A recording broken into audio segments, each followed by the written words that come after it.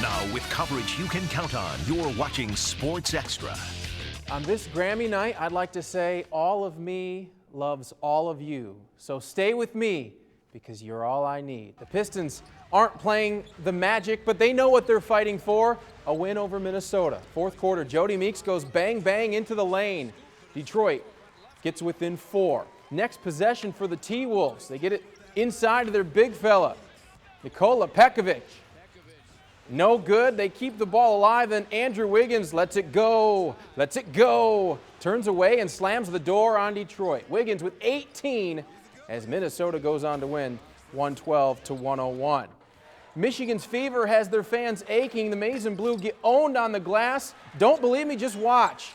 This putback gives Indy an 8-point lead. U of M out-rebounded 32-21.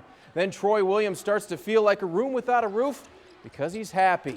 Getting up and slamming. Team-high 20 points for Williams, but the Wolverines shake off his performance. Zach Irvin has to get Wolverines back into it, and he does with a triple. Irvin leads all scorers with 23. Then Michigan has about 4 or 5 seconds to tie it up. I got a real good feeling something bad about to happen. Muhammad Ali Abdur-Rahman misses the 3 at the buzzer. Would have sent it to overtime. Indiana wins 70-67. Well, this next story is about the toughness of hockey players. You can't accuse Saginaw Spirit defenseman Jake Ringette of being too fancy. Ringette told me he needed 9 or 10 stitches after this fight on the ice last night against Mississauga's Cody Thompson. The fight led to a major penalty for Thompson, and the Spirit scored on the subsequent power play. Ringette received stitches during the game. He missed just a few shifts before he returned to the ice in the same period.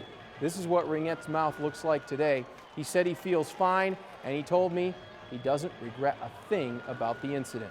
After the hit, I just kind of got grabbed by three of their players, and they were all kind of asking me to go. So it's just the one that I was facing. I just said, "All right, let's go then."